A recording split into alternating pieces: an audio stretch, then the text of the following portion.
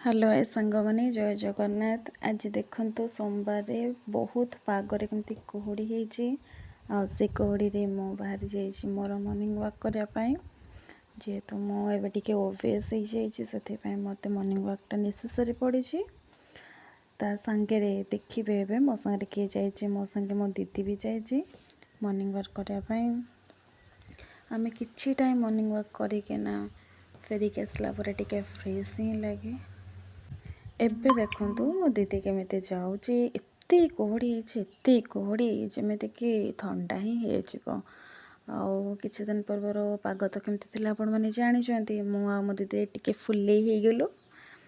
तापर आमे फ्रेश हे किना किछि रील्स मो शूट करिवार थिला, रील्स बनै देछि जोटा के आपण माने मोर इंस्टाग्राम जाई केना सेठी देखि परिबे।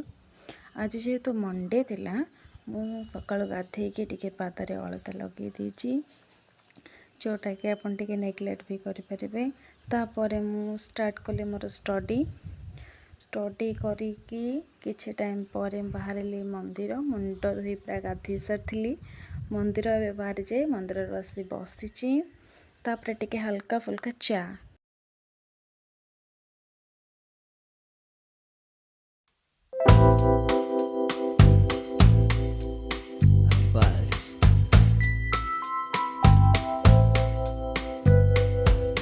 Veo en tus ojos